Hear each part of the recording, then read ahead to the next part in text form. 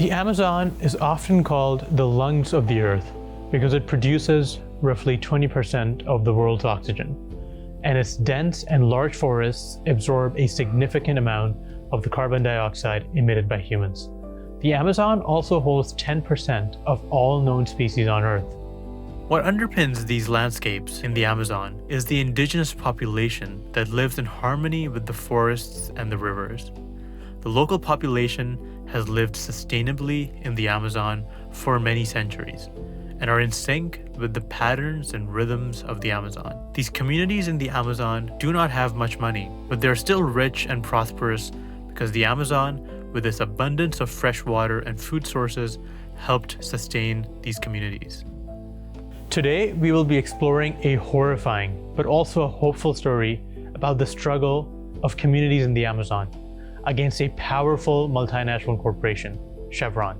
It shows what ordinary people in remote parts of the world are capable of achieving, but it also opens our eyes to the power of certain corporations and their ability to abuse the justice system to evade justice. Texaco, which later became Chevron, first arrived in Ecuador in the 1960s. There had been discoveries that there were significant oil resources within this part of the Amazon.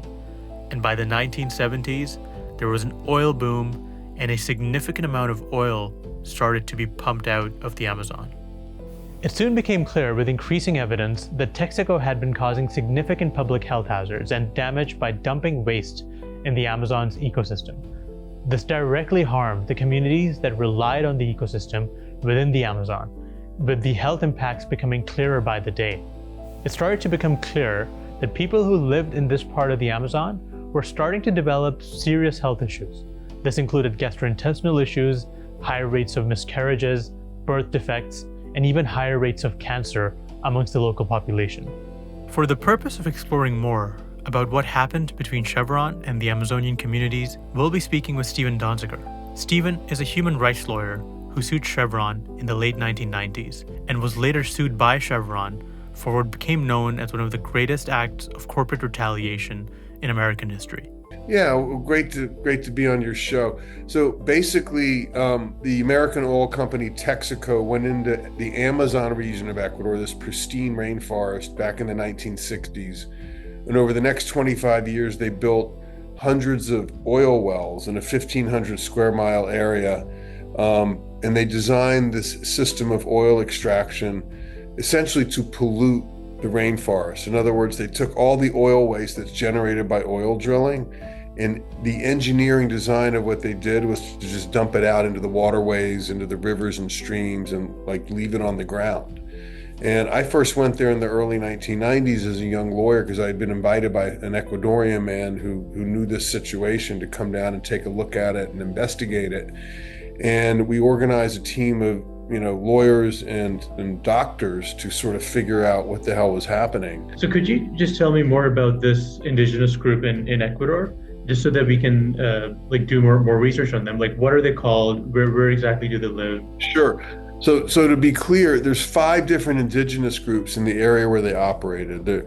One's called the Sequoia, one's the Siona, one's the Waorani, one's the Quechua, and one is the Kofan. Those are the 5 groups. And they live, in a 1,500 square mile area. Historically, this is a very big area. These indigenous groups are not huge. They don't have huge amounts of people, and they live peaceably, sharing the forest. Each group had its own different area. There was no land title. There were no fences.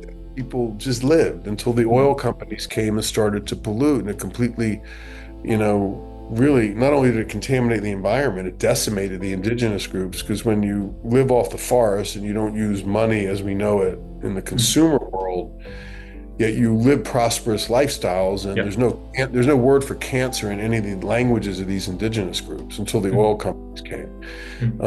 You don't need money the way we understand money, but you still have wealth because you have access to this beautiful forest and delicious food and water and materials to build shelter, et cetera, et cetera. So oil companies came, when Texaco came, in this area, all of that became ruined. very quickly, in a matter of a few years. This has been around for millennia, and it like basically ended in 10, 15 years. It got so bad that people started dying. People had to move out of their villages to nearby towns to take wage-paying jobs. And when I say it decimated these groups, like what I mean is when you live in a traditional lifestyle in the forest and suddenly the forest can't support your village, and then you have to go like work, as a dishwasher in a little restaurant in the nearby town, and it's completely dislocating.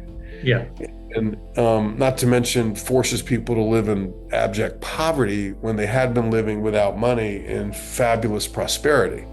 Texaco had been dumping crude oil directly into the rivers and streams of the Amazon. There were open toxic pits in the forest which affected the food sources of the Amazonian communities, including 16 billion gallons of untreated wastewater discharged directly into the forest. As the evidence began to be clearer and better documented by the day, a group of lawyers in the 1990s decided to bring a lawsuit against Texaco on behalf of the Amazonian communities. It was a case called Aguinda versus Texaco. And when we went there the first time in 1993, I was just completely shocked at what I saw. I couldn't believe this, Olympic swimming pool sized pits of oil like gouged out of the floor of the rainforest, just sitting there. Leaking into soils and groundwater. There were pipes and there were hundreds of these waste pits, and Texaco put pipes in the sides of them and just ran off the waste into, drinking water sources where local indigenous groups and farmer communities were using to sustain life, to drink their water, to bathe and to fish. It was a utter catastrophe. I couldn't believe what I was seeing. And out of that, we organized a lawsuit. Being lawyers, you think, hey, maybe we can do a lawsuit and fix this problem. And we sued Texaco, which later became Chevron. What sets this apart is the intent. There have been well-known cases of oil spills in the past caused by accident or negligence. But Steven argues that Texaco actively chose to release water into the Amazon as part of its design. The real tragedy here, this was done by plan and design. They built into their system the fact they were going to dump toxic, cancer-causing waste into the rainforest, into the water supply that people were drinking to survive. And they did it on purpose to save money, essentially to enrich their shareholders in the United States at the expense of the survival of indigenous peoples in the Amazon. And that's fundamentally what this case is about. It really is about, protecting the frontline defenders of the forest, indigenous people, from the predations, the depredations of the fossil fuel industry, which doesn't give a damn about these people, really cares 99% about their profits at the expense of the people. And these are some of the most vulnerable communities on the planet, and they've been completely abused. And the attacks on me personally as a lawyer are simply an extension of the attacks on these communities.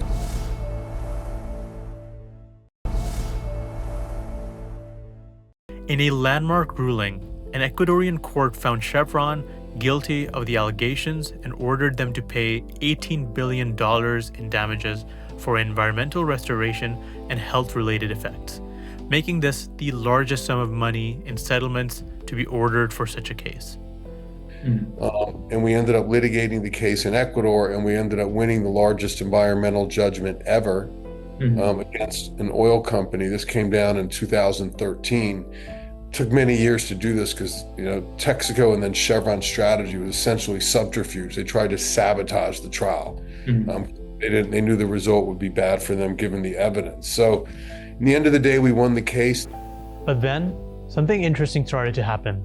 Chevron decided that it was going to simply not pay damages and began to find ways to prevent collections of the damages in other countries as it had sold its assets in Ecuador.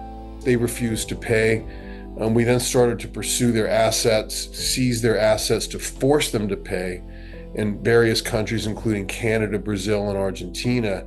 Then to retaliate, they sued me personally in the United States for $60 billion. I got sued for the most money of anyone in the history of this country, probably the world, as an individual.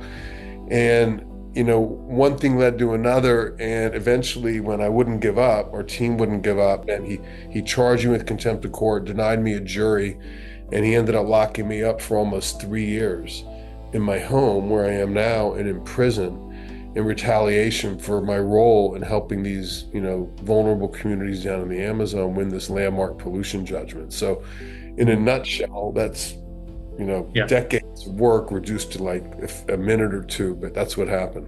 This saga began to be seen by many as one of the greatest acts of corporate retaliation in US history. However, the United States prosecutors refused to prosecute Steven Donziger. The U.S. Attorney's Office did not believe that criminal charges against Steven Donziger were warranted. So could you speak more about how Chevron ended up trying to retaliate against you? Because this seems to be an example of lawfare, like using the law not to serve justice, but for their own private interests. That's exactly right. I mean, it was, look, I'm a lawyer. I believe in the rule of law. I'm not naive. Like, I know that corporations have a lot of power to abuse the justice system or manipulate the justice system, but I never saw it to this extent. I mean, we won this a lot of money for the people of the Amazon, deservedly, because this money is needed to do the actual cleanup. What really surprised me is the extent to which Chevron hired literally dozens of law firms, spent probably $3 billion to go after me. There were literally 150 lawyers working on the case against me, this civil lawsuit where they tried to use it to essentially cancel me out, take my law license and prevent me from doing my job as a lawyer, prevent me from continuing to advocate for the indigenous peoples of Ecuador. I mean, they calculated that the best way for them to get out of the fact they lost the case was to destroy me and destroy my career. Because they knew that I was, there were many lawyers working on this, but, I was sort of the lead role in many aspects of the case. I raised the money, I was the strategist, I talked to the media, and they just clearly went after me, probably in the most vicious, well-financed corporate retaliation campaign in the history of this country, history of the United States. And I live in an apartment. Where I am right now is a 2-bedroom apartment, just so people know, in Manhattan, where I live with my wife and son. So it's not like I have a lot of means. I mean, I'm perfectly fine, to be clear, but I don't have a lot of resources to fight an oil company that is spending $3 billion to destroy me. Now, things get even more interesting here. The judge presiding over this case appointed a private law firm to prosecute Steven, which had links to Chevron. This is extremely rare and proved to be quite controversial. This is what some legal experts refer to as a strategic lawsuit to silence opposition. In other words, it was basically Chevron that was prosecuting Steven instead of the state. Chevron spent around $3 billion in legal litigation against Steven. This is often what we call lawfare, where the law is used not to serve justice, but private and often unethical interests. Cases like this further reduce trust in the justice system and the state's ability to deliver justice, which is a fundamental requirement in democracies. Corruption, such as what was done to Steven, is quite routine in many parts of the world, especially in developing economies. But it raises alarm bells when it takes place in otherwise relatively mature democracies like the United States. I mean, they're attacking me because they're abusing them. They're attacking me because they don't want to pay the people they poisoned down in Ecuador. So, we're all in this together. We all know that. I was just down in Ecuador a couple of weeks ago for the unfortunate funeral of a good friend of mine who died of cancer, likely caused by Chevron's pollution. And what I've noticed over the many years I've been working on this case is dozens, hundreds, even thousands of people have died of cancer without treatment because there's very little medical care down there. And people are being constantly, on a daily basis, exposed to toxins. It's an extremely hazardous area. It needs to be cleaned up. Chevron caused this problem. They lost the lawsuit in the venue where they wanted the trial held, and they're still refusing to pay. But the case is still alive, and lawyers on the case are still planning a strategy to force them to pay these damages that they owe. So I don't understand the last part, is that if there was a ruling against them in a case that they were party to, so how is it possible that there is no enforcement? That's a great question. So, the answer is in a nutshell, is it's the way corporations manipulate the judicial process. Okay. So, just to be clear to people, when you bring a lawsuit, it doesn't necessarily mean it's going to be accepted by a court. Or even if it's accepted by a court, it doesn't necessarily mean you're going to get a trial, And even if you get a trial, it doesn't mean you're going to win. And even if you win, as in our case, we won, doesn't mean they're going to pay. Okay. So corporations that pollute have all this, what I call like a ladder of avoidance, a ladder of sabotage, really. But they just kind of go up the ladder, knowing every step of the way they have money, they can pay lawyers to either undermine the case or delay the final outcome. And in our case, they've done that for 30 years. So specifically, when we won the case, they knew we were going to win, they sold off all their assets in Ecuador. So there was nothing to collect in Ecuador. And this is sort of a fundamental problem with justice in the world, right? You bring a case in a national court. Jurisdiction, yeah. Against a multinational that can shift its assets around the world. So in this case, they sold their assets in Ecuador, moved them into other countries. So that forced the Amazon communities, after spending years and years fighting them in the venue of their choice, to start all over again and go to other countries and try to get the courts in those countries to domesticate the Ecuadorian judgment. That is, to force it on Chevron and their assets in those third-party countries to pay. So then you have all this whole other phase of the litigation that is also expensive, time-consuming, affords them opportunities to further delay and sabotage.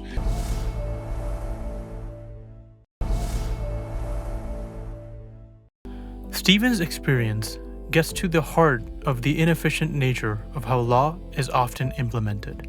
Those with more resources can get away with delay more than the ordinary person.